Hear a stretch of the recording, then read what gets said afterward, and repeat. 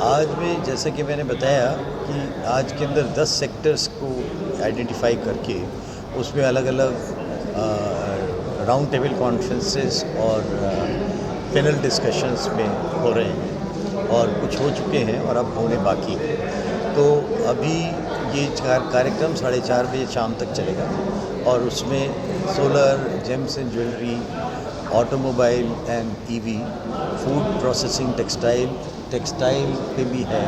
और stone industry and stone and marble industries पे है, प्लस आपका supply chain management which is important backbone उस पर भी है।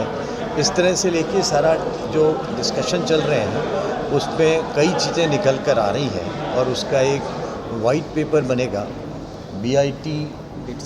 बिट्स पिलानी और ये जो इनिशिएटिव लिया गया है वो VGU, बिट्स पिलानी और सिडबी और राजस्थान चेंबर के सहयोग से with MSME department of government of India के सपोर्ट से ये लिया गया। और यहाँ पर आज जो पैनल में लोग आए हैं वो सब अपने अपनी इंडस्ट्री के जाने माने लोग हैं और उनका ज्ञानवर्धन 2 तरीके से हो रहा है। एक तो इंडस्ट्री से एकेडमिया का पूरा इंटरेक्शन हो रहा है और दूसरा जो यहाँ पर छात्र हैं उनको भी कुछ नॉलेज मिल रही है जो कि हमारी फ्यूचर इंडस्ट्री के लिए बहुत ज़रूरी है। आपको जैसे मालूम है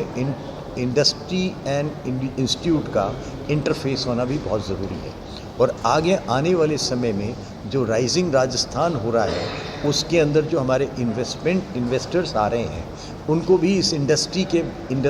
कई तो MSME इंडस्ट्रीज़ यहाँ पर आई हैं जो कि पार्टिसिपेट कर रही हैं, उनको कई चीज़ों का एक ओपनिंग मिलेगी और ओपनिंग होते हुए उनको भी आगे अपने व्यापार को बढ़ाने में सुविधा होगी।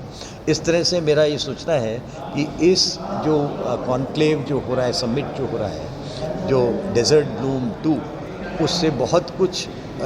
जो निकल कर आएगा वो गवर्नमेंट में सबमिट होगा और गवर्नमेंट में जब सबमिट होगा तो कुछ ना कुछ पॉलिसी जो बन रही हैं, आप लोगों को जैसा मालूम है 21 या 22 गवर्नमेंट पॉलिसीज़ राजस्थान गवर्नमेंट बना रही है और उस पर उसके अलावा रिप्स भी हो रही है तैयार। ये सारी चीज़ों के ऊपर काम हो रहा है और हमारे पूरी IAS ऑफिसर्स लगे हुए हैं और हर डिस्ट्रिक्ट मजिस्ट्रेट को इंचार्ज बनाया गया है और डिस्ट्रिक्ट लेवल पे इसका मॉनिटरिंग हो रहा है और ये कहा जा रहा है कि हमारी इंडस्ट्रीज़ को